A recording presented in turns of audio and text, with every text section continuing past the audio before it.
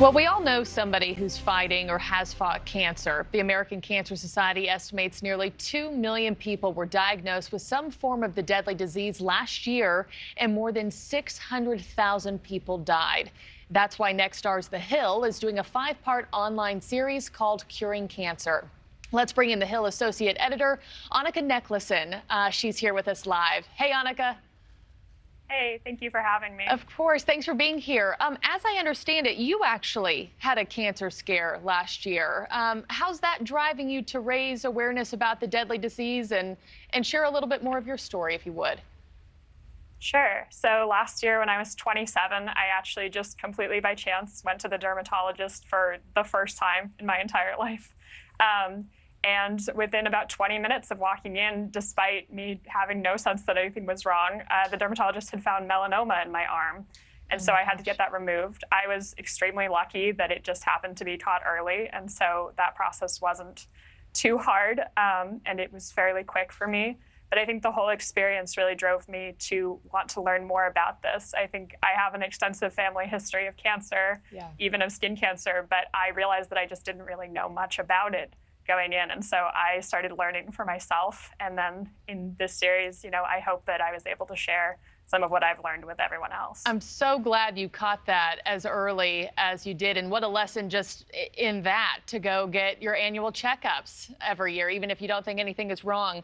One of the special reports in the online series that I want to talk a little bit more about is about more young people like yourself getting cancer. What surprised you most when writing about this topic? I think a lot of it was surprising to me. Like I said, I think I had no real sense that younger people get cancer to the extent that they do. I think that we think of it often as a disease that impacts older people, which largely it does. I think about 60% of people in America who are diagnosed with cancer are over 65 when they're diagnosed. But I was able to meet a couple of young cancer survivors, including a woman who was diagnosed with stage 2 breast cancer when she was 24.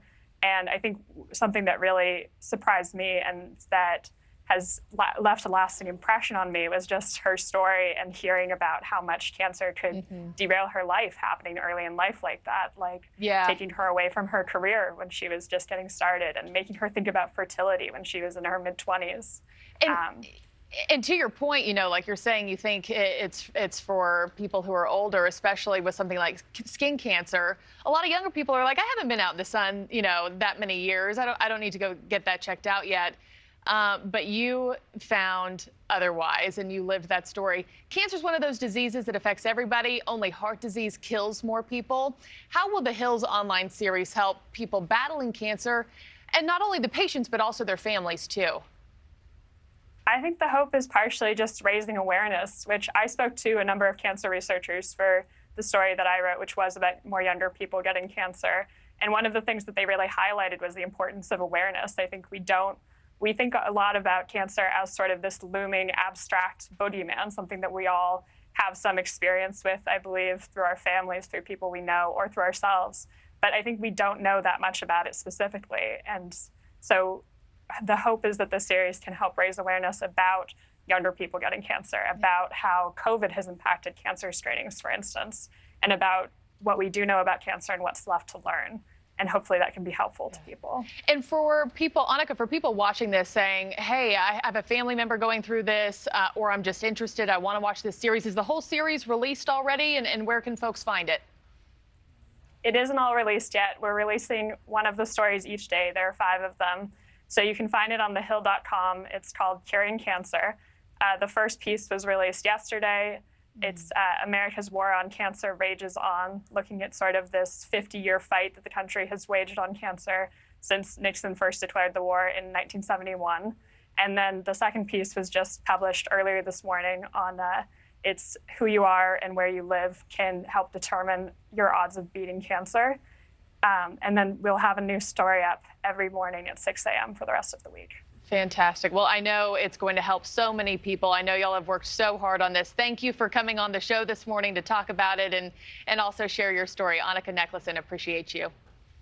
Of course. Thank you so much for having me. Thank you for watching. Go to newsnationnow.com to find News Nation on your television provider. And don't forget to click the red subscribe button below to get more of News Nation's fact-driven, unbiased coverage.